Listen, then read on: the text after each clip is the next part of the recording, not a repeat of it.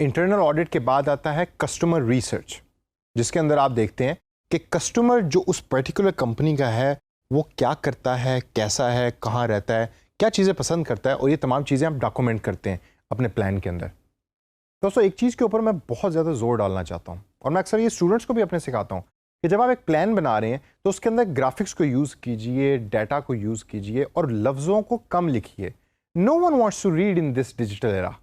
आप अपना भी अगर एक्सपीरियंस देखिए तो फेसबुक पे या यूट्यूब के ऊपर आप ज़्यादातर उस कंटेंट पे क्लिक कर रहे होते हैं कि जो विजुअल है, आपको पिक्चर्स नज़र आ रही हैं, आपको बड़े बड़े लफ्ज़ या हेडलाइंस नज़र आ रही हैं, आप उस पर ज़्यादा क्लिक करना पसंद करेंगे। इसी तरीके से कस्टमर रिसर्च का भी जो पोर्शन आपके डिजिटल मार्केटिंग प्लान का हिस्सा है, उसमें लफ्ज़ों का कम इस्तेमाल कीजिए।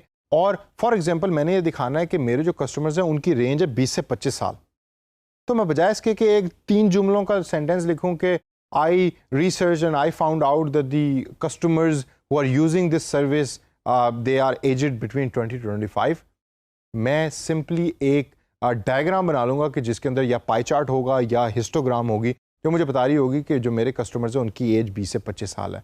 वो रीडेबिलिटी और समझना उसको आसान है, ग्राफिक्स आसानी से समझ आ जाते हैं।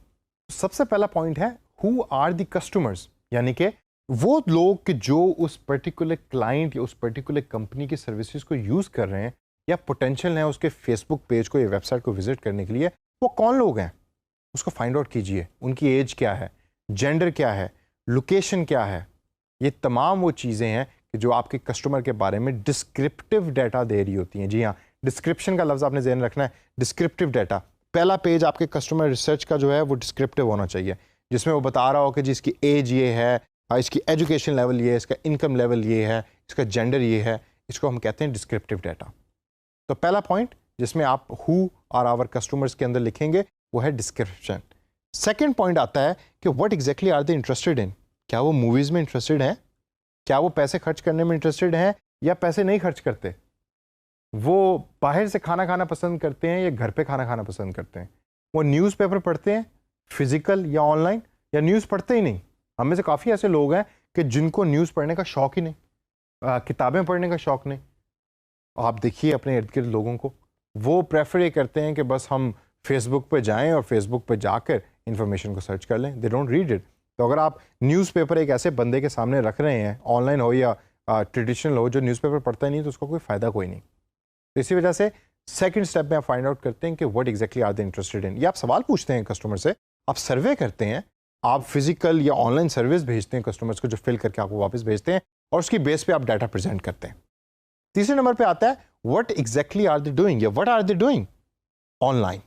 जी हाँ, वो ऑनलाइन क्या कर रहे हैं, शॉपिंग करते हैं ऑनलाइन, एंटरटेनमेंट देखते हैं, वीडियोस वॉच करते हैं, कंटेंट को शेयर करते हैं, एजुकेशन पर्पसेस के लिए यूज़ करते हैं। ये तमाम चीज़ें आप अपने कस्टमर को पूछते हैं सर्वे के अंदर, और फिर आप उसको बताते हैं अपने क्लाइंट को कि आपका जो कस्टमर है जो इस एज ग्रुप से बिलोंग करता है, जो भी इसके डायनामिक्स हैं, वो ऑनलाइन ये चीज़ें कर रहा है।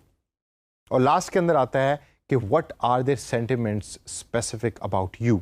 वो जो सेंटिमेंट्स हैं आपके पर्टिकुलर ब्रांड के लिए, उनके क्या हैं, वो खुश होते हैं या वो नाराज़ होते हैं। ये ज़्यादातर चीज़ें आप लोगों के कमेंट्स पढ़ के देख सकते हैं, या आप लोगों से डायरेक्ट सवाल भी पूछ सकते हैं कि ये जो ब्रांड है, ये जो वेबसाइट है, ये जो फेसबुक पेज है, उसकी वो आपको क्या फीलिंग देता है। आपको खुशी की फीलिंग आती है, एक्साइटमेंट की फीलिंग आती है, नाराज़गी की फीलिंग आती है, उसको हम सेंटिमेंट्स कहते हैं। और लास्ट के अंदर दोस्तों है स्पेसिफिक क्वेश्चंस का पूछना। जो भी आप रिसर्च के अंदर काम कर रहे हैं उसमें बहुत ज़रूरी ये चीज़ आती है कि you ask very specific questions, don't ask वेग क्वेश्चन। वेग अगर है, आपको कंफ्यूजिंग लग रहा है, तो 2 क्वेश्चंस बना लें, कोई ऐसा हर्ज नहीं है उसके अंदर, लेकिन बड़ा स्ट्रेट फॉरवर्ड सवाल होना चाहिए और उसके स्ट्रेट फॉरवर्ड जवाब होने चाहिए जिनमें से वो एक जवाब को सिलेक्ट करें। तो कस्टमर रिसर्च का जो पहला पोर्शन है उसके अंदर तो आप ये थ्योरी जो मैंने आपको बताई, ये टॉपिक्स बनाएंगे कि जिनको आपने फिल करना है, लेकिन इन टॉपिक्स को फिल कैसे करना है वो या तो आप मैनुअली एक सर्वे बना लें, क्वेश्चनर बना लें, जो अक्सर कंपनियां बनाती हैं और लोग बना के उसको मार्केटों में उसको फिल करवा रहे होते हैं।